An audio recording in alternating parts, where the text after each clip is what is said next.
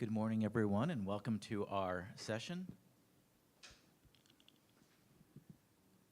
on human sexuality and the gender questions in the Swedenborgian Church of North America. We'll be answering all your questions about the LGBT plus questions. So the more questions, the better that you have. The whole purpose of this mini course is to answer questions, and there are no bad questions. We have requested questions from people outside before convention, and they've sent them in, so we have some questions in the pipeline. And we also have cards that we can pass around if you're not comfortable actually coming forward, and when the time comes, if you feel uncomfortable, just write it down, and we'll just answer your questions that way. I'm going to have my two esteemed panelists introduce themselves, and then I'll do a short presentation, Colin will do a short presentation, and the three of us will answer any questions. How does that sound for a way to approach this? Does that sound good? Okay, good. Anybody disagree? Okay, good, because we don't have a second plan. All right, So hi everyone, I'm Colin Amato. I'm Julien, Billings. Do you want to Julien, do you want to just tell us where you're from and yeah. a little bit about just something briefly about yourself? I am from LaPorte, Indiana, which has the LaPorte New Church. My dad is Kit Billings, and you probably know him. And I am 17. Well, I am from the San Francisco Bay Area. I'm 33 years old, and will be ordained later this evening, so that's exciting. Thank you. Yeah, I'm really glad to be here and to be part of this panel. Excellent. What do you do for? Oh, what do I do? What do you do for work? Well, you're not here in panels. Yeah, well, so when I'm not sitting here on this stage, I'm I'm a full-time licensed marriage and family therapist. I'm the clinical director of Solano Pride Center, which is in Fairfield, California, where I primarily work with members of the LGBTQ plus community doing direct psychotherapy and counseling, and also supporting parents of LGBTQ youth as well. Excellent. So, and I'm Reverend Rich Tafel, pastor at Church of the Holy City in Washington, D.C., and we're doing a generational thing here. You know, they share their ages, so I will be in the old category, and many of my answers will be in the older category. But I've been active in gay and lesbian rights for my whole adult life, and got involved really beginning around the HIV/AIDS issue, but at 29, I was appointed adolescent health director to the state of Massachusetts by Governor Bill Weld, and I was one of the first openly gay appointees in the United States. And we created the first Gay and Lesbian Youth Commission in the country back in 1991, and there was a very progressive time with Governor Weld that he would let me really do what I needed to do on these issues, besides doing the school-based, community-based health centers and all that kind of stuff. So it was a very cool thing. And then what happened for me was that because I was a Republican, I was getting calls from around the country from other Republicans saying, no one's talking to me about this, particularly AIDS or this, like, can you come and talk to me? So I would fly around the country, and that's how I became involved in politics and started Log Cabin, moved to Log Cabin Republicans, moved to Washington, and spent the next decade educating. We used to call it Gay 101. I would go in and people would tell me, I've never met a gay person before in their offices, and I would have, to get to their office, I had walked past 3 closeted gay people that I knew from the bars, and that was Washington in the 90s. So it was just really educational. It was also the highlights of the culture war, so having a Bible background, I spent many years debating Christian fundamentalist Christians on scripture about this topic, and including launching my TV career with debating Jerry Falwell on Larry King Live in 1992 about the Republican convention, and we debated about the passage, slaves, obey your masters, which I said he didn't take literally anymore. And so we had a debate. So that's a little bit of my background to this. So I've been very involved in these issues. But you'll see when we answer the questions, and one reason we wanted this diversity of respondents, you'll see generational differences. And that's cool, because if I asked you, what does a Swedenborgian think? What do Swedenborgians think on this? You'd be like, which ones? Who? It's like when you say the black community, what's the black community's position on this, or the Jewish community? We're very diverse. We have a lot of, you'll hear diverse answers, but you'll get, I think, some really good background. I thought I'd just highlight, by way of background, a paper that Jim Lawrence wrote on the history of our denomination on this topic, just to give a little bit of context. And I'm just gonna just give the highlights. But back in 1979, the Council of Ministers produced a statement on the conjugal principle in human sexuality, as they had a candidate for ministry coming up who was openly gay, Paul Junta, if I pronounced that right? Paul Junta, who unfortunately died. He was murdered on his path toward that.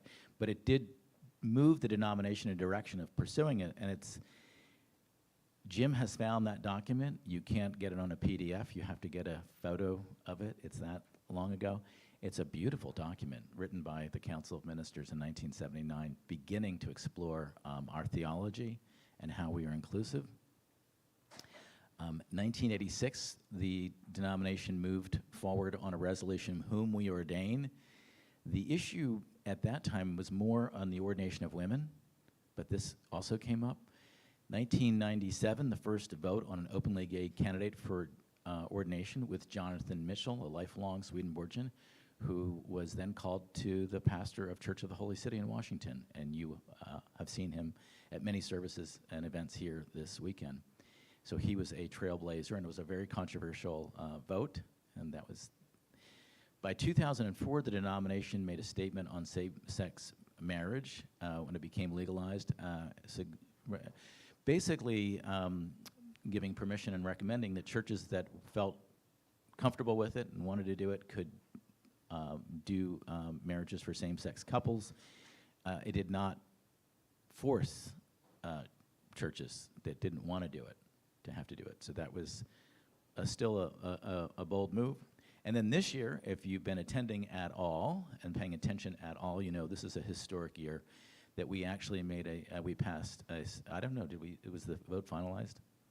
We're going to that'll be, okay, so it'll be finalized in the business meeting today, but if it didn't pass, a proposal that came forward, but we've moved in a direction of being very supportive. And I'll just say from a personal perspective, you know, it's being an openly gay pastor in Washington is a net plus for the church, the denomination. It's one of the first things that people notice and ask. It's like, where are you on gay and lesbian issues? Because the other church has a flag, and I'm like, we actually have a gay pastor. So it can be a plus. So, that's just a little bit of the history of the denomination on it. The only thing I'm going to add theologically is that I've preached on this topic both on gay and lesbian rights and on transgender issue. And I'll just say in a very brief way, theologically, how it fits for me. And that is we don't see the teachings of Paul that speak to this as having the deeper teachings, right? The deeper teachings. And many Swedenborgians don't read Paul.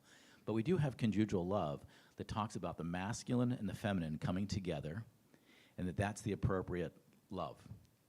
And I personally believe that as we're evolving spiritually, that masculine and feminine could come to incorporate itself within people. And here's just a quick example. In our lifetime, well, here's a quick example. My grandmother was interviewed in a Baltimore paper about why she, a German citizen, married an American soldier, my grandfather, who laid the cornerstone at Wayfarers Chapel, Reverend Leonard, why she married an American. And she said, he was so good with children in Germany. He treated the children so well, and he took care of the kids. What she was noticing was, she said, you would never see a German man be that way with children. He was being feminine in those terms and letting his femininity show, and that was a negative in that culture to that time, but it became today something that if you were talking to a young man and you were advising a couple and they were getting married, heterosexual couple, and you said, and the guy doesn't want anything to do with kids, doesn't like kids, can't touch them, won't do anything, we would say, that doesn't sound like a really good guy. So that in that way, we've seen the traits that are traditionally feminine, nurturing, caring, compassionate, looking after children, that can easily be a male thing today, and it's a good plus for men. We've also seen the leader of our denomination is a woman. We wouldn't have had that years ago, and we have women taking on leadership roles across all of our culture. Our vice president is a woman. Our corporate leaders are women. That also would have been negative only a short time ago, but we're seeing that you could call that masculine traits of leadership, but those things. So I see that happening, and I think that is a manifestation of the LGBT community. And in fact, the trans issue, which is even more complicated, is Henri de Balzac, if I pronounced it right, wrote a short story, Serafita, about a story in Norway about a love story. And it's a woman who loves this man, but it's a man who loves the woman, and the person involved is androgynous and flips back and forth. And he says, I wrote this based on Swedenborg's teachings of having the masculine and the feminine rest within a person. And this person is the ideal person. So one of the ideas that I mentioned, my most controversial sermon maybe, was maybe even as we're looking at transgender and these, fluidity, could also be a spiritual factor too. I'm not sure, but I just want to name that, and that's something I preach on. So I just want to give a little bit of theological background on that too. Before we go to questions, Colin, you work day in and day out with the LGBT community, and so I wonder if you could just give us a little snapshot of what's going on. I'll just say that in Norway this past week during Pride, a terrorist went in and shot up the gay bar and killed people. This last week, 2 people in 2 different denominations have lost their jobs in Christian denominations because one did a same-sex marriage, another just had some welcoming comments, and they're being pushed out.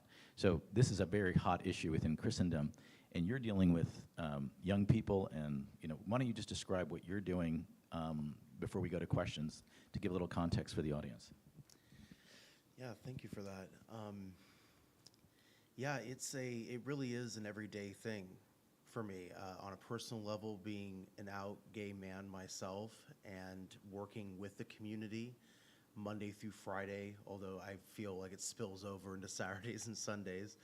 But it's all day, working with my clients who, like I said, are all part of the community. I think my youngest client right now is 13, and my oldest client is 72, and everybody in between. And so hearing the individual journeys and supporting folks, creating a safe space for them to be who they are, something that Jonathan mentioned yesterday, being the unedited version of themselves.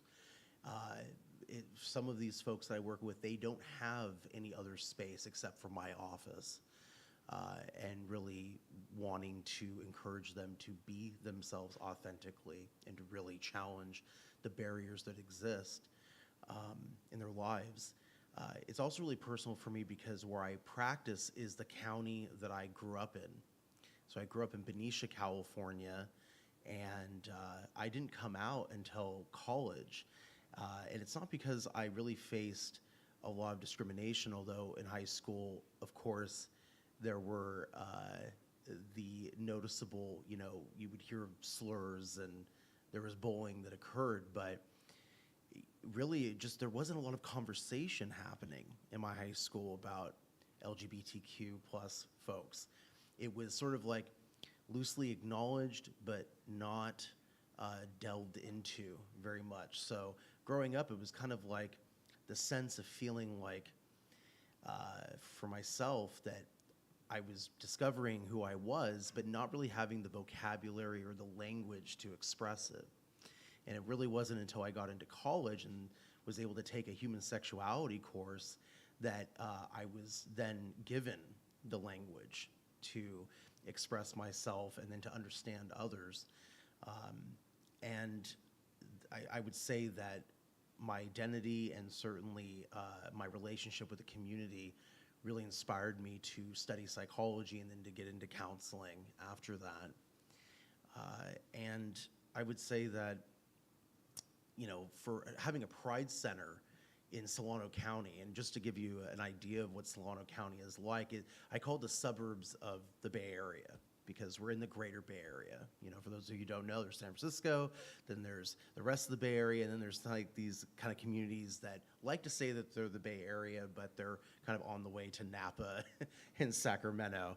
And Solano County is incredibly diverse. Where I currently live is in Vallejo, California, which is one of the most diverse cities in California, where the population is very equal across ethnic lines. It's also the only city in Solano County that has a gay-owned and operated bar, and also, you know, community center as well. And so our center is really unique because one thing I hear all the time from folks when they stumble across us is they had no idea that we existed.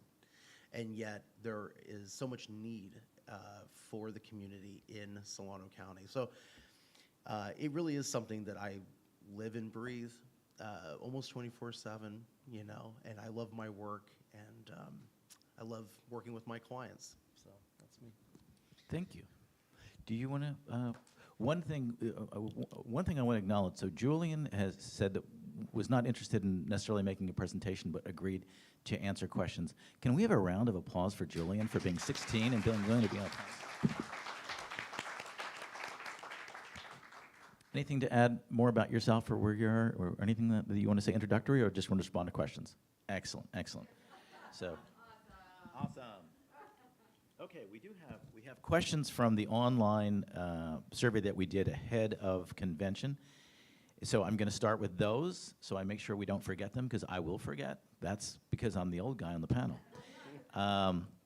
So actually one person just kind of just said, I don't even know why you're debating this or questioning this. There's no debating. These are people of God's creation. Thank you for the opportunity to express my feelings, but it was just less of a question.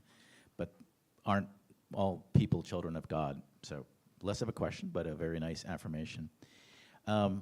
So the other question that came through our online is, what do you say to people who don't believe transgender is a real thing? So let's just jump right into the heart of it. Who would like to, would either of the two of you like to answer it? Do you want to wrestle for it? I kind of don't even know how to unpack that.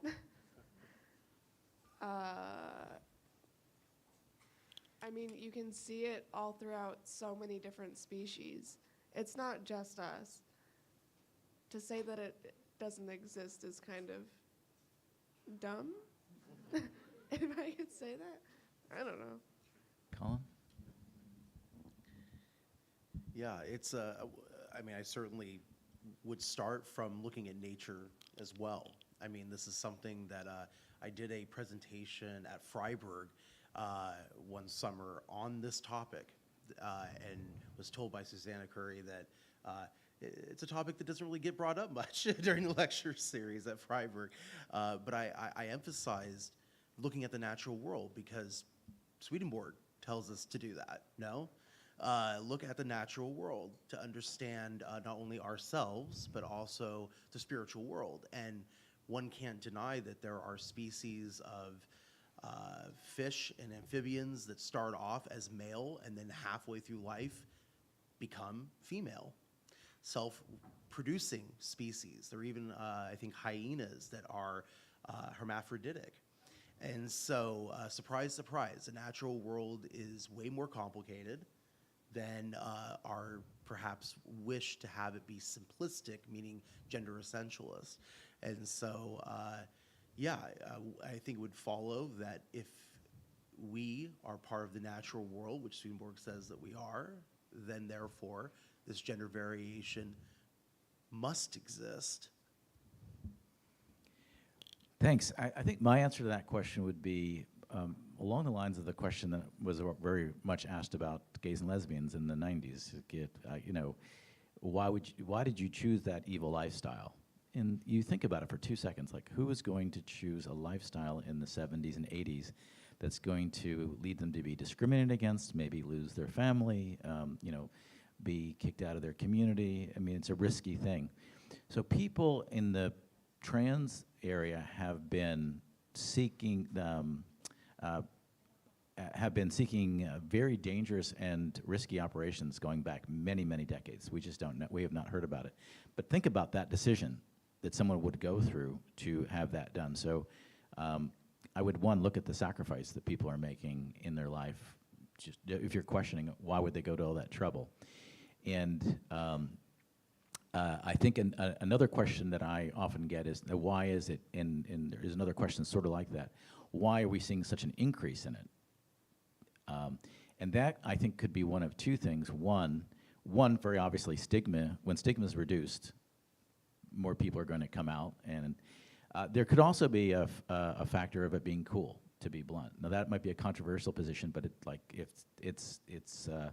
every generation kind of wants to do something different than their parents' generation. And so, like, we've shifted from, in the 90s when I was doing this work, the gay and lesbian youth would be, you know, taking their life with suicide. We still have that going on in certain circles, but at the same time, a lot of younger people, it could be cooler depending where you live, but a lot of people don't live in, you know, maybe more welcoming urban areas where it could be cool, but other people could live, maybe, you were mentioning, Julien, that you live in more of a rural area, and it's more difficult. Do you want to speak to that just briefly? Well, I mean, my high school, at least, I can't speak for middle school because I didn't really go to a public one, but it's pretty diverse. We have like almost 2,000 people, and we will have more than that this coming year. But I think people are pretty open. Maybe, I don't know. I mean, maybe not to your teachers, but to your friends at least, I'd say that's pretty common. But I think maybe to it being like a trend, there are certain people that would take advantage of that. And I have seen it happen, and it's very strange. But it's those same people who don't have like a mental illness, but then they say that they do because they want to be cool and different. That's what it kind of reminds me of.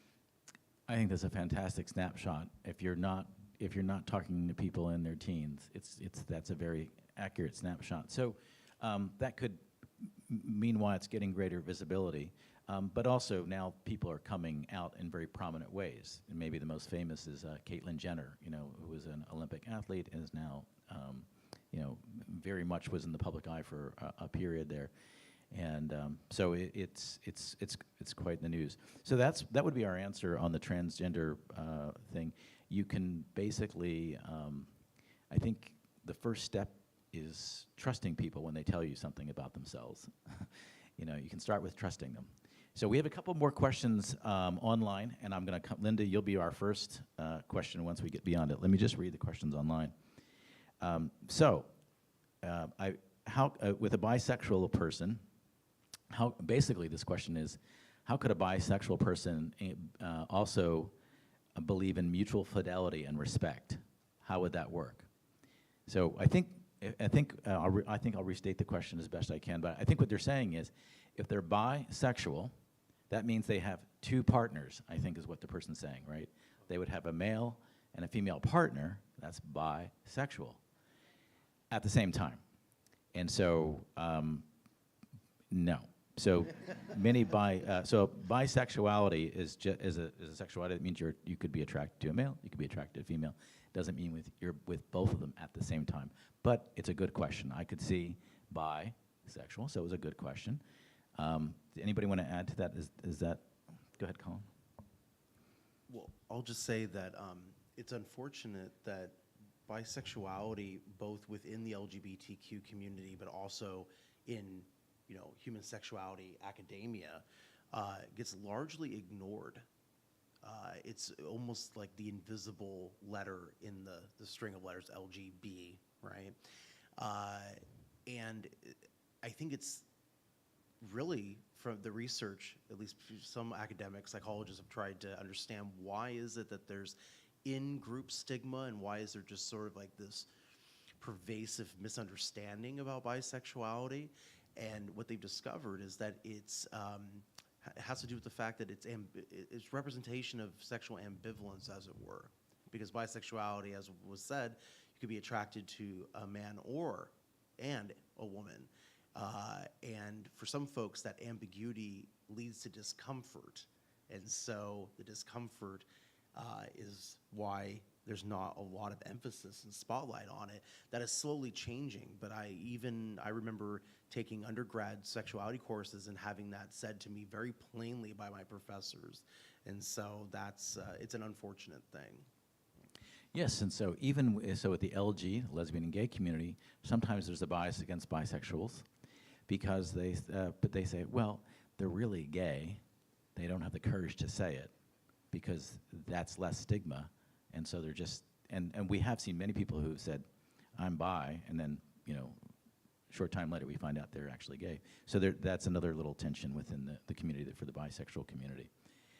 Next question is, I think we've answered this one, but in case we haven't, what is happening now that the youth are more willing to explore their gender and sexuality? Is this a bad sign or a good development? And I think maybe, Julien, I think your answer kind of got that. Do you think there's anything more to add to that from your perspective? I got really excited about this question that I read. Could you please restate that? Sure, absolutely. These questions are very exciting. It says, what is happening now that youth are more willing to explore their gender and sexuality? Is this a bad sign or a good development? I think it's good because it creates diversity, and diversity is good. There you go, boom. Boom. Otherwise, everything's the same. Right out of the boring. teachings of Swedenborg, too, about the diversity is God's plan for creation. Did you need to add anything to that? No, I think that was pretty much a mic drop moment, I think. So.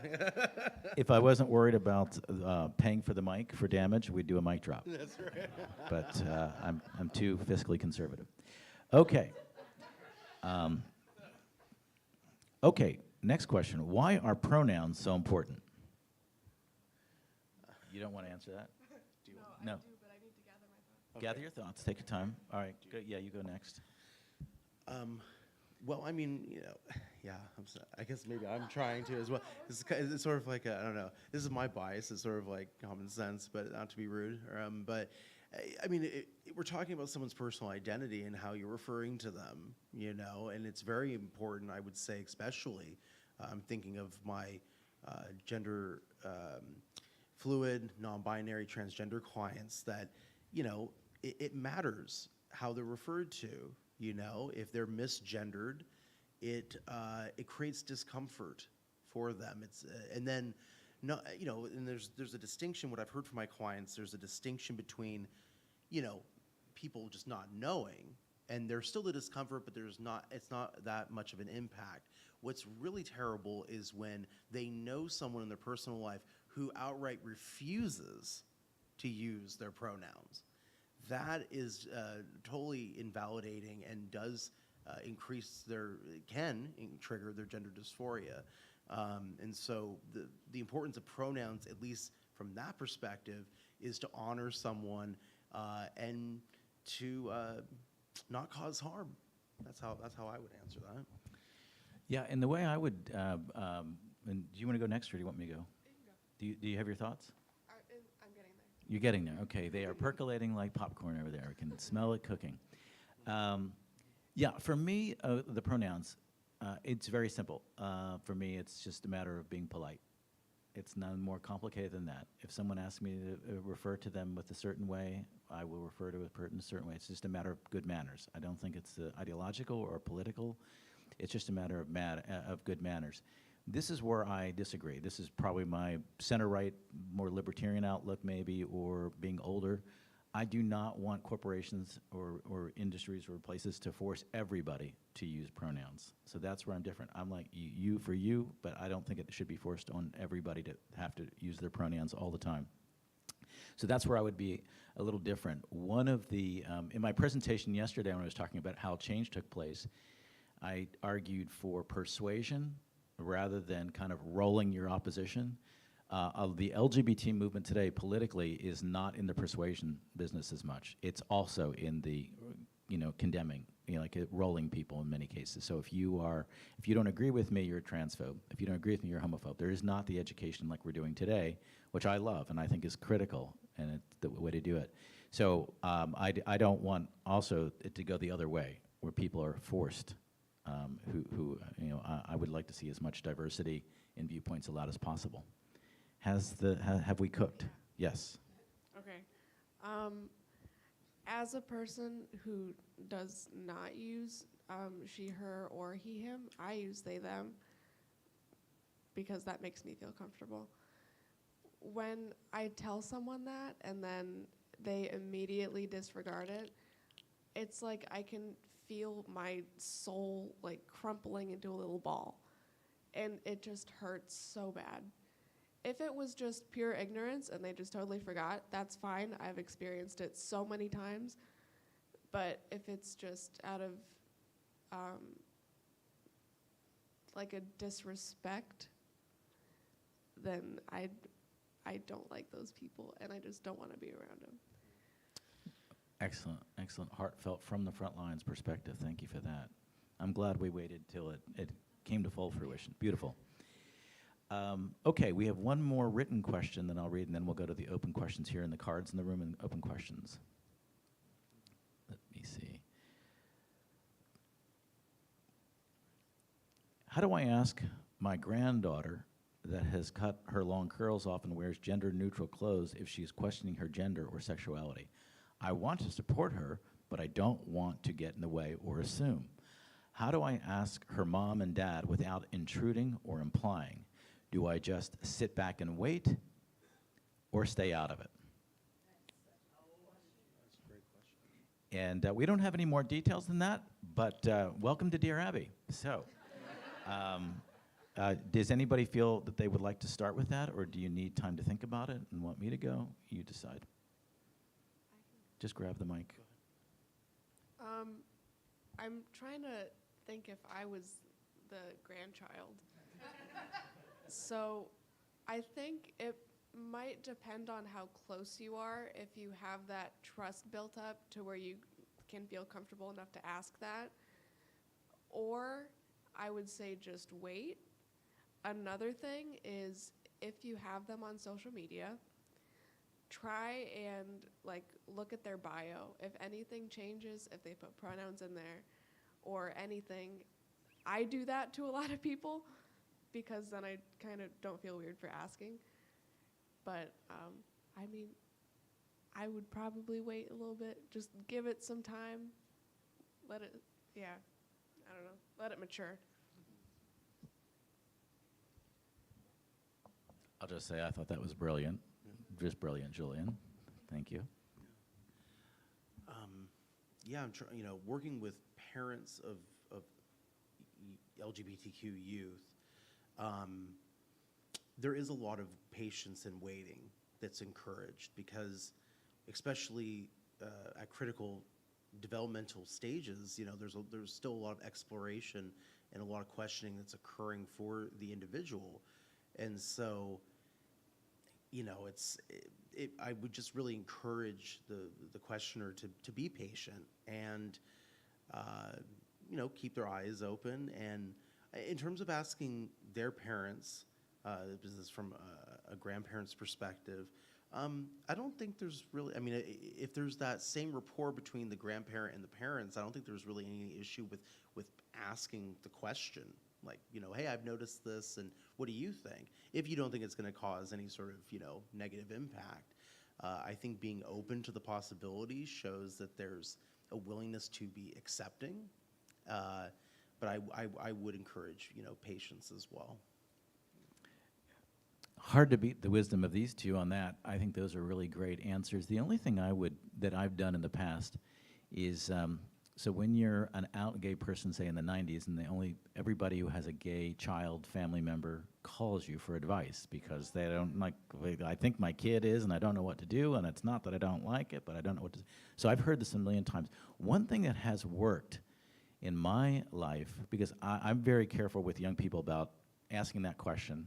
I think it can be very direct, and it could be like, no, why did you ask? So you have to be ready for that. I think one thing you can do is say, you know, I was at our Swedenborgian convention, and we had this panel on this, and one of our pastors, who's a friend of mine, said this, and one of our other pastors said this, and a member of our youth said this. What do you think of that? What that shows, some way of showing, I am cool with this, I am cool with you, because I have friends, and this is not a big deal.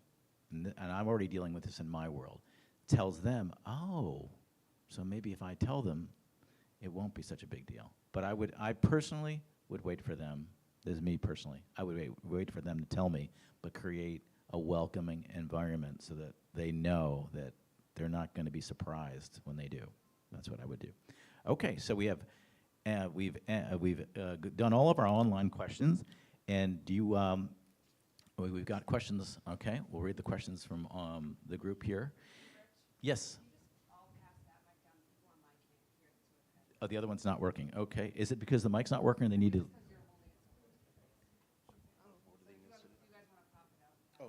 Yeah, just pop it out. Okay. Let us know, and we'll just pass this one down if it's not working.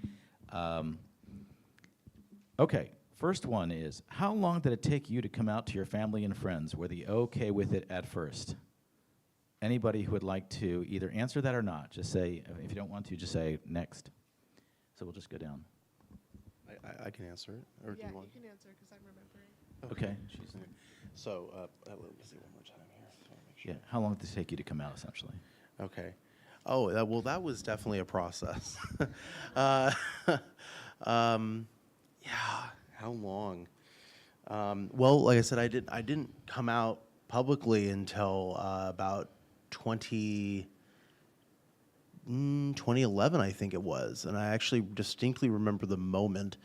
It may seem cliche to maybe some other queer folks that are that are present, but my mother and I went to go see the musical Wicked. Bingo. Right, like I said, cliche. Cliche. It would be a musical, wouldn't it? It would. But that production, if you haven't seen it, is incredible, and the idea of being yourself against all odds is so empowering. And I just remember the car ride back, and my mother was driving, and I remember just thinking to myself, you know, yeah, I have to fly. You know, I just can't, you know, keep this as a thing where close friends know and, you know, specific family members know. And so being slightly the introvert extrovert mix that I am, I decided to do it over Facebook just because I didn't want to have, you know, multiple conversations. So I posted on Facebook, and you know, the results of that was, yeah, how, you know, were they okay with it at first? I would say overwhelmingly, the majority of my family and friends were totally supportive. I lost a few people, a few friends of mine that I knew from college that were of a more conservative religious bent than myself, which is unfortunate. But, you know, I would say overall, the reaction was really supportive and positive.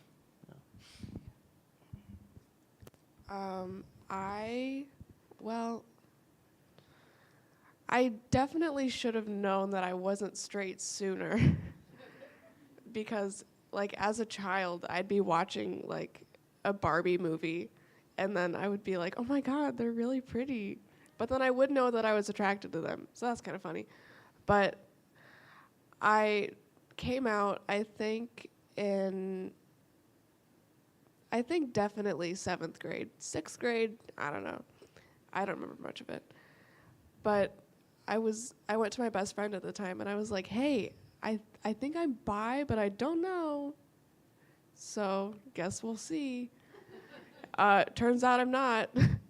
I'm pansexual, which means that like gender doesn't really matter to me. Everything is equal playing field. But I think I realized that more towards either the end of 8th grade or the beginning of freshman year, or like that weird summer in between. But yeah, and then coming out as non-binary, that was a monster. That was a very different beast. Because then it's not just sexuality, it's like you as a person.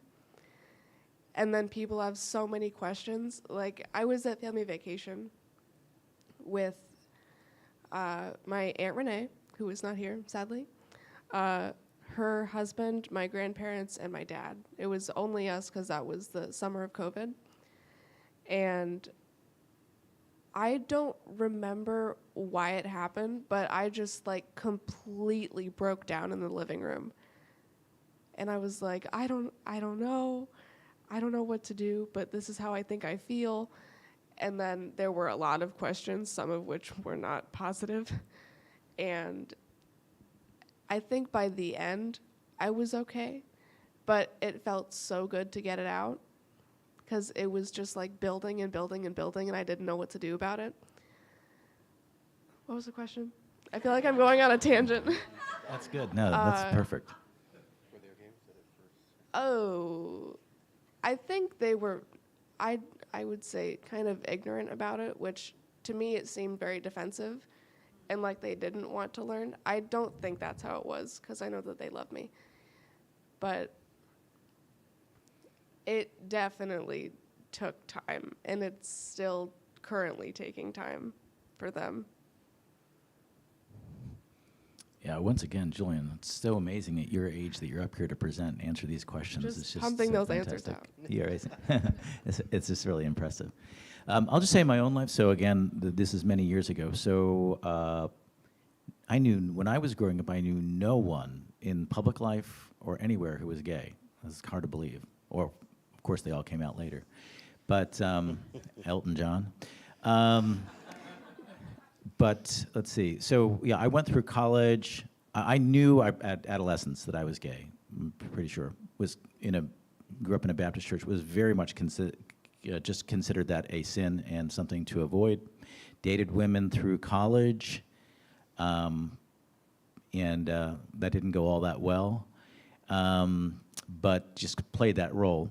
And then when I went to divinity school right after college, I went to Harvard Divinity School, so I moved to Cambridge. I was like, no, I'm going to be away from my family. I checked my finances, and said, could I live alone? If I have to live alone, you kind of do your security check. And so then wrote a letter to my parents after my first year of school, and then turned my phone off. Those days you didn't have cell phones. I unplugged it. I didn't want to deal with it. I had finals. And when I finally got them on the phone, they were very upset and very surprised. And a family that was, maybe not keen on therapy or therapist ever was, we need to get you to a therapist. So, and I was very adamant at that time, very defensive. And I said, I think you need a therapist. And it was very hostile. And so I didn't come home that summer. And we talked about it, and I think Julien said something really important, that through the confusion or the lack of education or the lack of understanding, there was love. My parents were very loving, but they couldn't make sense of it, particularly because I was the religious one in the family. That was like even a double whammy. And they really wanted to know, like, how could you do this to God? So we had many years of conversation about that. And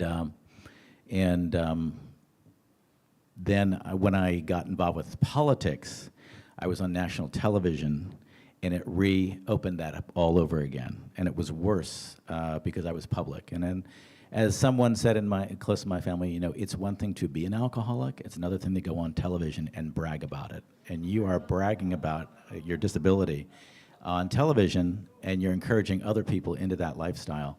So, but honestly, it was, you used the word ignorance. It really was ignorance. It was not. There was no malice in any of that. What's funny now, at my age, my mom has just recently passed, but during the military issue, my mom just turned to me and she said, these men and women want to die for their country, and we're stopping them because they're gay and lesbian? This is outrageous. And I looked at my mom, I was like, what happened? You know, over 20 years. You know, and now when I talk to people who were not accepting at the time, they're all like, I was with you on day one. I'm like, no, you weren't, but that's okay. Everybody has like a little, their narrative. So anyway, it was a very, very difficult period. And also, I was taking classes at the Swedenborg School of Religion and at Harvard Divinity. And the message was pretty much, you don't have a career. You know, so I was ordained, but then there's no path forward for you. And that's why I shifted into politics, because I couldn't imagine ever being a pastor. So the world has changed. That's my family story. And now it's just, it's a big nothing. Okay. Oh, I did remember something. Go ahead. I remembered something about when I was coming out during that breakdown. It was insanely difficult to accurately describe how I felt. So if someone's coming out to you, just know there will be a lot of awkward silence, because English is not a great language and it can't really like get where you need it to be. And like, as a non-binary person, I live in this meat sack and I just sit in there all the time in my brain. So I know what I feel. So when someone else says, oh, what? I'm like, oh, you didn't know? What? How? Wait, doesn't compute. But it takes a lot of work to get there. And I felt like I had an existential crisis every single day. I still do. But yeah, it's constant questioning. And then you just don't believe yourself. So, what, Kevin? Yes? Oh, we're just have a couple more to read. And I'll just to add on to what Julien just said. So keep in mind that when you're talking to somebody, particularly a young person who's wrestling with this, think about the anxiety and the stress that they're going through. It's not about you, okay? Make it about them. It's just not about you. So don't get in a debate about it, or a philosophical or ideological. Just be present for them and try to see the world through their lens. The next question, I'm going to answer this one just myself quickly, because I think we can do it. Can you tell us how Roe v. Wade protected same-sex marriage?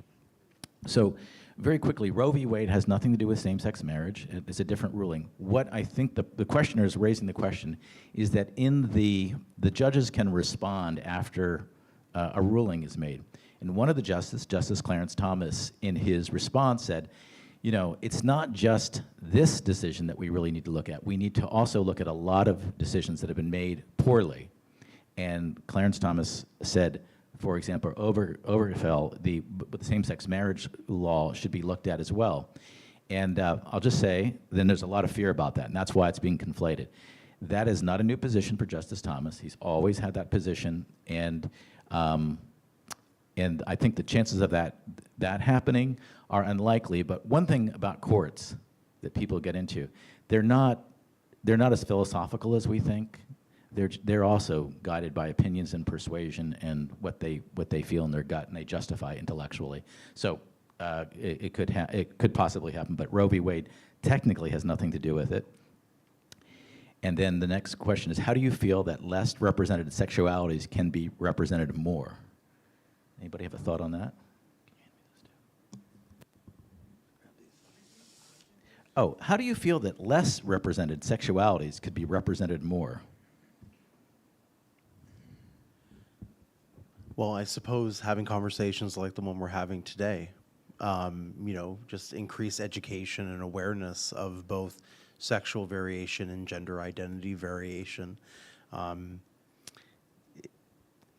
I think that's how I would answer that. Okay.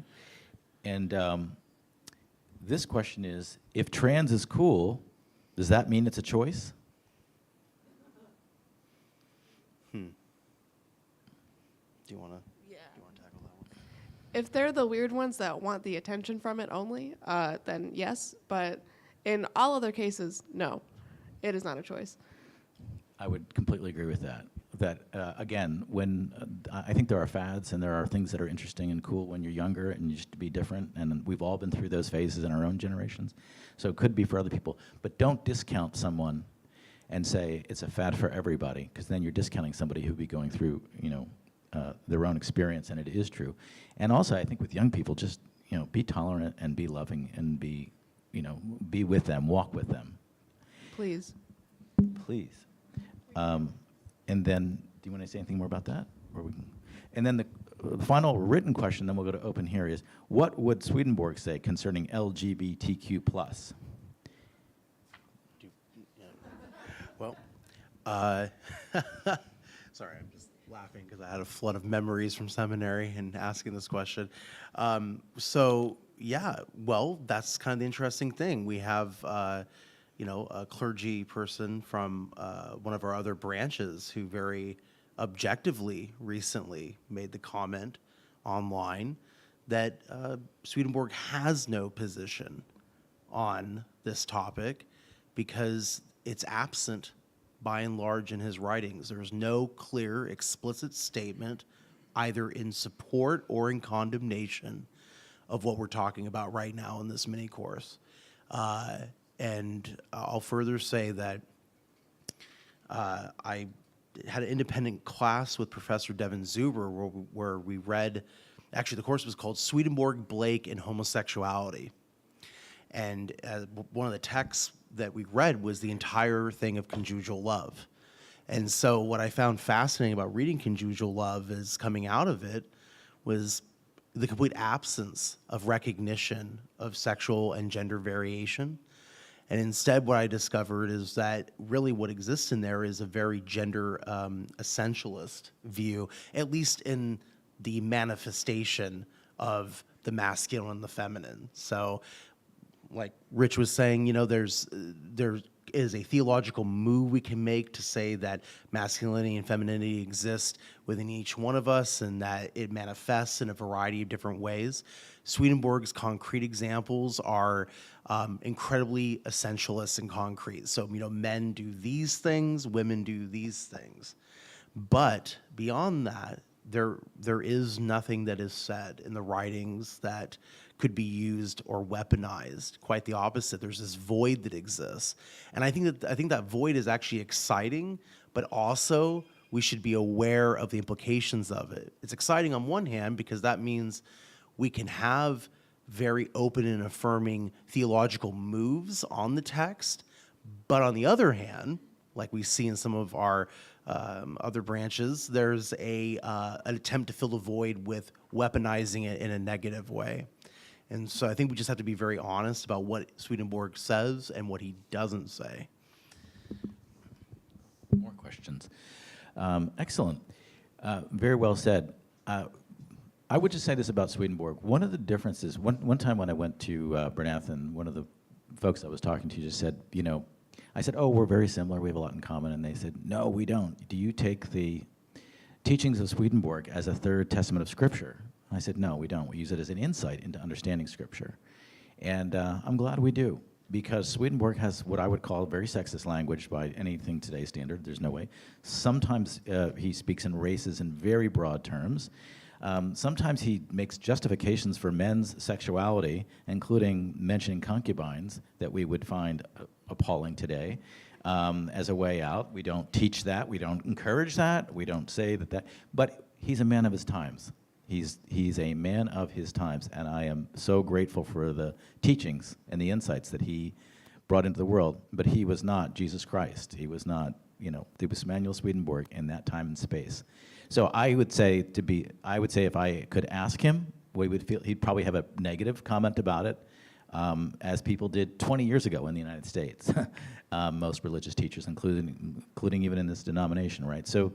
But did he plant seeds for our deeper understanding of what the evolution of spirituality would be like in 200 years, and that the New Jerusalem is coming in? Yes. And would he teach us that we are guided by our not that we say we love in our head and our words, but how do we treat people?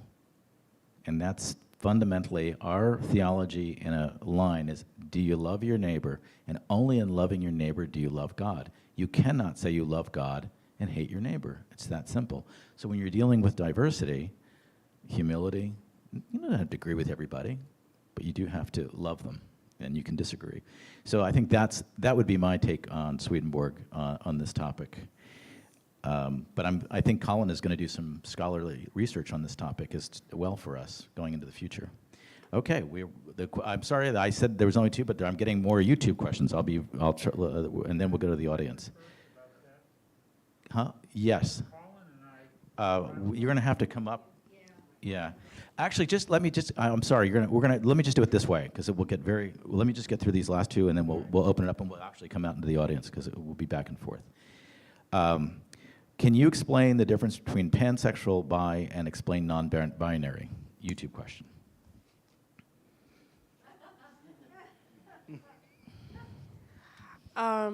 So being pansexual, in what I know, could be different in other people's minds. Pan means all. I don't know if that's Greek or Latin. It's one of them. So it just means that you could be attracted to all of them. Like like just how I live. I don't see people by what gender they are. I just look at their face and I'm like, a person, nice. And then I just connect you to your name or just like what you do. What people look like does not matter to me in the slightest.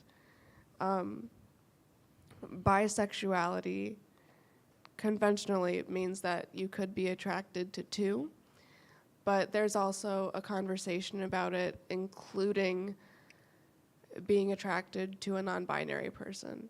For me, that's where it gets confusing, because then you're going into 3, but I don't know. Then there's a whole thing about bi-erasure, which I can't even explain. And then being non-binary, that's... okay, so within the binary, bi means 2, so that would be man or a woman, right? So if you're non-binary, that means that you don't fall within those confines. You could be in between, you could be on a whole nother plane of existence. For me, I don't know where I fall. I don't really care, as long as I'm comfortable. Do you have anything to add to that? Yeah, I would just add that in terms of looking at what anthropologists have said about non-binary, I mean, this is not a new concept in studying, and also sociologists have also been on the track with this.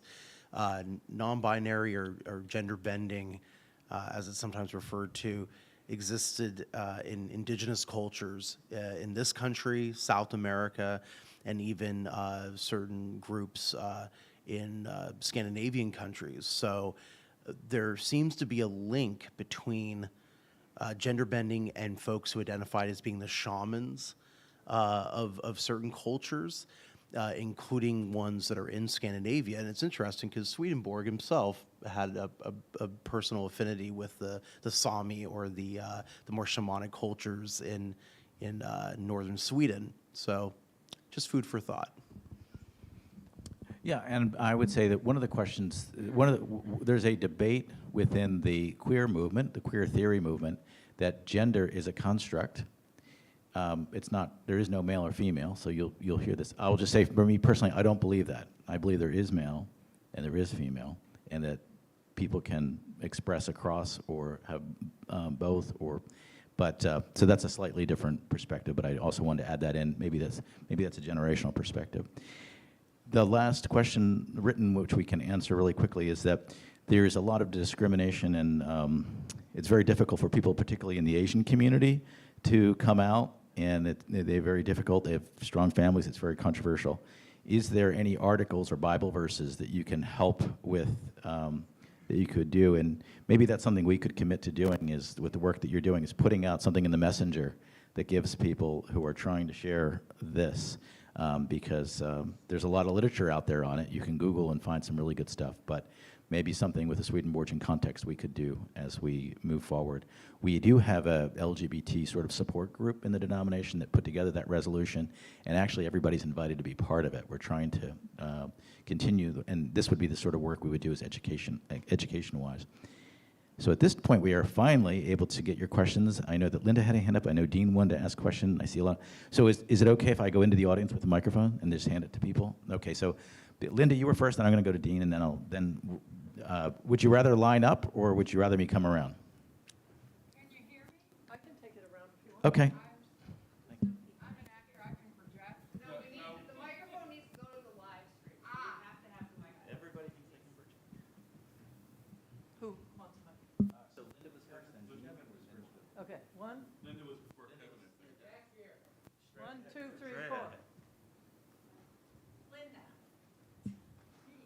Am I doing well so far?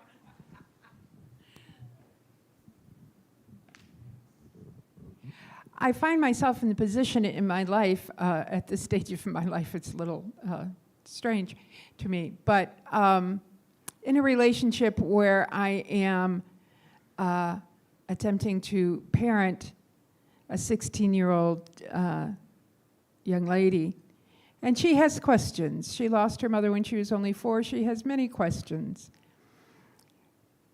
And she was asking about transgender people, and her question indicated to me, the way she worded it, and I don't remember exactly how, that she had a negative view of this. And so I would appreciate feedback to see if I handled this appropriately. I said, can you imagine looking in the mirror every day and seeing a stranger? Someone who bears no resemblance to you in your mind's eye. And we talked about that a bit, and she seemed to have a better understanding. Is there anything further I could say at that time, or if it comes up again, that I can elaborate on this a bit? So I think in the interest of time, you'll keep your question as short as you possibly can, because there's a ton of hands here. And I think for us, just one of us will answer going forward, unless somebody really feels strongly. Who would like to tackle this one? I think that was a great response, because that, to me at least, is very accurate. I don't really know what you could add, because I've never really been in that position. But yeah, I think you handled it fine.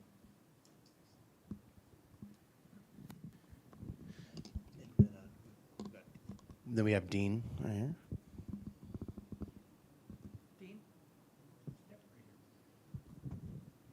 I just wanted to touch base with Colin again, because we talked about this years ago, about conjugal love. And all I want to say is, can't the part of conjugal love talking about how each of us rotate from male to female or female to male over the course of our lives, isn't that any way to approach some of this fluidity of sexuality? Yeah. I think overall, my reading of conjugal love was not a negative experience. There's a lot of great things in there. I don't believe in drop kicking the entire book. I think that there is a lot of wisdom, obviously, in it, and a lot of things that we can use, even if we're making these intentional theological moves, like I described. There are items in there that are problematic. So I think really, and this is something that Rich mentioned, one of my hopefully future doctoral aspirations down the road, academically speaking, is to do an intentional queering of conjugal love. I don't know exactly what that's going to look like, whether that's just going to be a running commentary on the text itself from a queering perspective, queer theory perspective, but that is one of my major goals going forward. Cool, thank you. The importance of education I wanted to touch on, and this was probably longer than I should speak, but one of the things that I hope that people can keep in mind, all people involved on all sides of the question of caring and understanding others, is take some time to understand neurobiology. Ideas are not magical things that walk into our heads and are instantly right. When we have a thought, when we believe something, it lays a physical pathway on your brain. To change your mind is actually changing a physical part of your body. I know certainly I've experienced with family members of mine who have declared change in gender. It was difficult, and not because at any point I felt it was wrong or immoral, but when you know someone for years and years and years, your brain has to physically change. And that is hard. Brain scans of people debating, of looking at factual data that they don't agree with, light up with what I like to call brain pain. This is not, I have the right convincing argument. This is about education. It's about giving language. It's about retraining the brain. And so the importance of needing education materials, and this is one of those things scripturally. I think Swedenborg is pretty easy to deal with, saying Swedenborg can be wrong. Swedenborg is blinded by his time. In the Swedenborgian church, we look at the Bible like, well, the Bible's not literally true, but it's full of correspondences. So my question, I guess, is how does one approach the Bible knowing that the gendered terminology and the gendered identity has a certain meaning, to then make the language accessible without losing the correspondential relationships? Does that make sense? And this is a thing that I've been struggling with feminism, because the desire to make everything more accessible is one thing, but the shift of gender identity for a 2,000-year-old book that claims to have correspondential meaning based on relationships. How do you deal with that?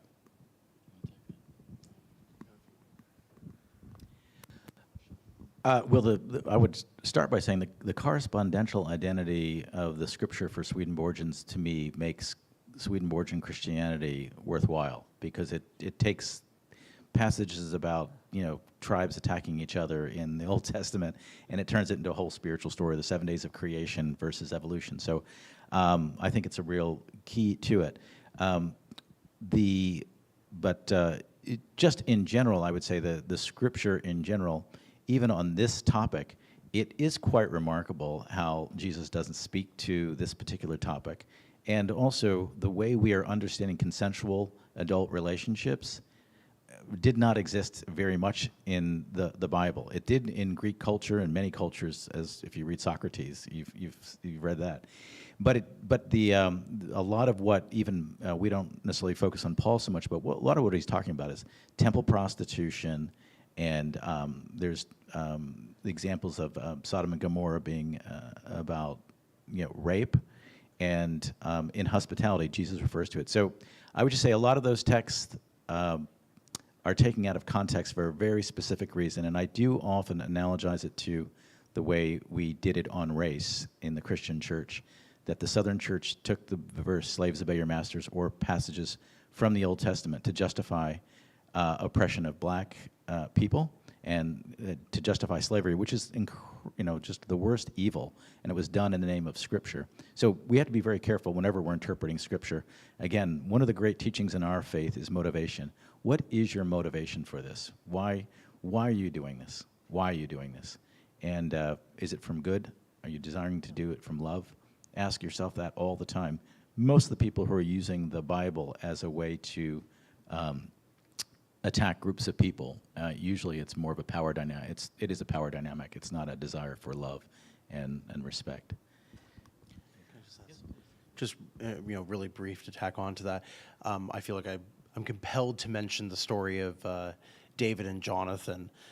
Just looking at their relationship between those two men in the Bible in the Old Testament, and there is a phrase in English it's translated as that their bond was so strong it was as if their souls were knitted together. Now I'm sure in the Hebrew that probably has way more of an impact of the intimacy of that relationship, but that phrase unto itself is unique because I really don't think that occurs in describing a relationship between two people or multiple people in the Bible anywhere else except between Jonathan and David. So just food for thought. Next question? I have a related question. Okay, and then we'll have Annabelle over here Okay. having her hand up. Go ahead.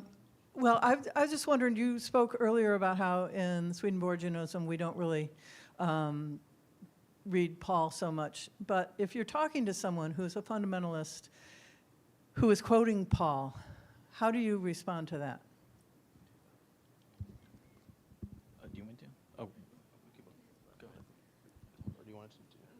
Okay.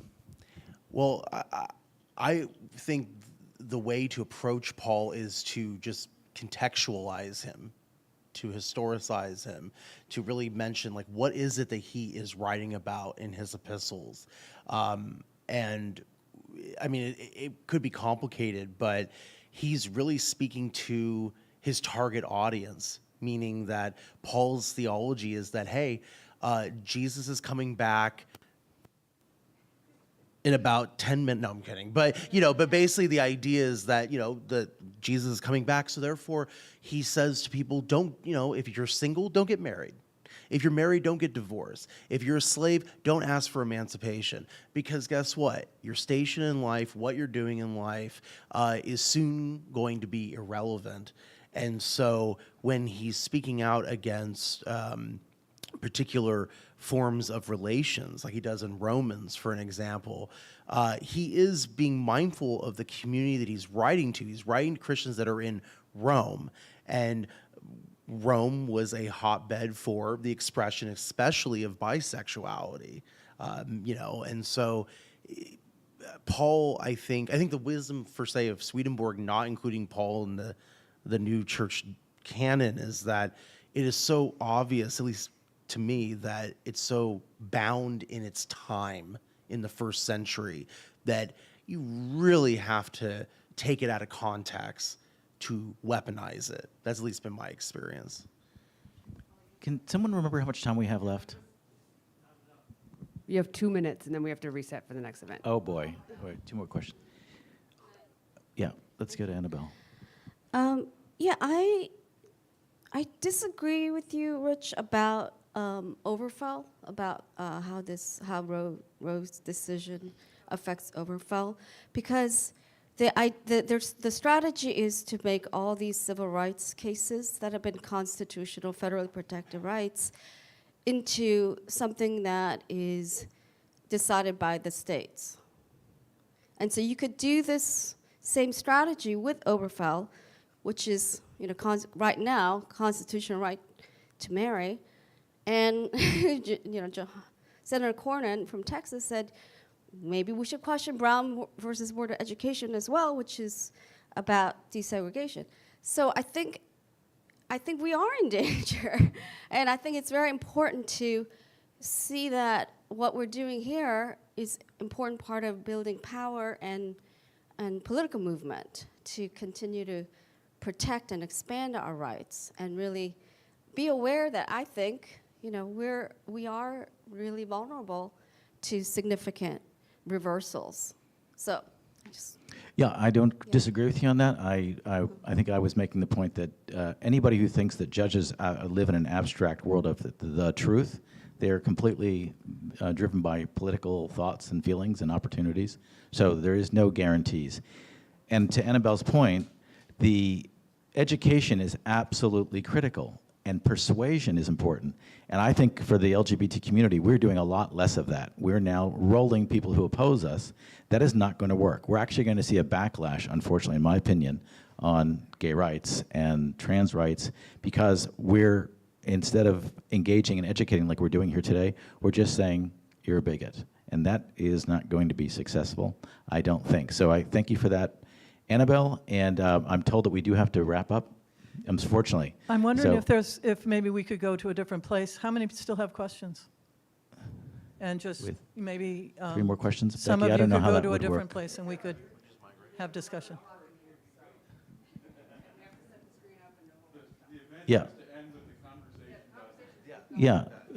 Can we, or we continue it over lunch maybe? I don't know. We need to clear the space. So if you have a question, we'll move into the hallway. We'll answer your questions. I do want to thank Julien for being such an amazing panelist before we leave. That is courage and a sign of our leadership. And thank you for Colin, our minister who's going to be ordained tonight. Don't miss the ordination. And thank you all for your questions and your attention. It was a really great discussion. Thank you.